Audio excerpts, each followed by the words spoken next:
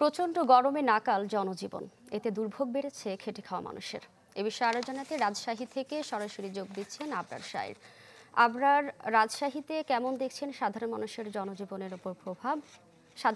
জীবনের প্রভাব এই তীব্র গরমের?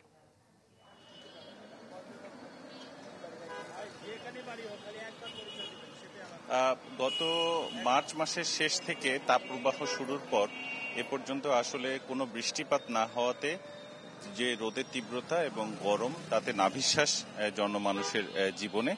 এবং প্রতিদিনই প্রায় আকাশে কিছুটা মেঘ থাকলেও বৃষ্টি আসলে হচ্ছে না। আবহাওয়া দপ্তর বলছে আগামী এক সপ্তাহেও আসলে বৃষ্টি হবার কোনো সম্ভাবনা কিন্তু নেই। এদিকে তাপমাত্রার যে পরিমাণ সেটি যদি আপনাকে বলি, গতকাল সর্বোচ্চ তাপমাত্রা রেকর্ড করা হয়েছে রাজশাহীতে। আবহাওয়া দপ্তর বলছে ৩৯.৪ ডিগ্রি সেলসিয়াস তাপমাত্রা ছিল গতকাল, এবং তার আগের দিন ছিল ৩৯.৩। আজকে এই মুহূর্তে ১, ২, ৩ ঢাকায় জমি জিতে নিন ১০০% ক্যাশব্যাক সহ ২০ কোটি টাকার পুরস্কার।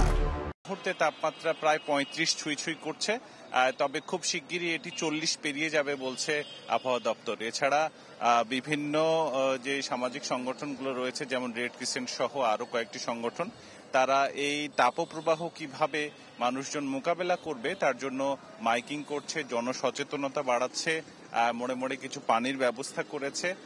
এর বাইরে খুব জরুরি না হলে আসলে মানুষজন এই রোদের মধ্যে বাইরে বেরোচ্ছে না। যদিও কেউ বেরোয় তাহলে ছাতা নিয়ে বেরোচ্ছেন, এছাড়া খুব বেশিক্ষণ বাইরে থাকতে চাইছেন না। তবে চিকিৎসকরা যেটি বলছেন যে বিশেষ করে শিশু এবং বয়োবৃদ্ধ যারা, তাদেরকে বেশি বেশি পানি খাওয়াতে হবে এবং তাদেরকে ছায়ায় রাখতে হবে যাতে কোনোভাবেই গরম না লেগে যায়। এদিকে গরমের কারণে কিছুটা লোডশেডিং রয়েছে, তবে রাতের বেলা এখন পর্যন্ত লোডশেডিং নেই। দিনে এই বড় মৌসুমের কারণে কিছুটা অল্প কিছু লোডশেডিং রয়েছে, তবে খুব বেশি অসহনীয় পর্যায়ে এখন পর্যন্ত পৌঁছায়নি। হাসপাতাল কর্তৃপক্ষ যেটি বলছে যে গরমের কারণে মূলত ডায়রিয়া নিয়ে বেশিরভাগ রোগী এখন পর্যন্ত ভর্তি হচ্ছেন। এর বাইরে বৃষ্টিটা হলে আসলে আবহাওয়াটা এখন পর্যন্ত সহ্য করার মতো এই পর্যায়ে আসবে। তাছাড়া কিছুটা সহনশীলভাবে মানুষজনকে থাকতে বলা হয়েছে, যাতে বাইরে কোথাও দূষিত পানি পান না করে, এবং পাশাপাশি ছায়াযুক্ত এবং শীতল কাপড় যাতে পরে তারা বেরোয়।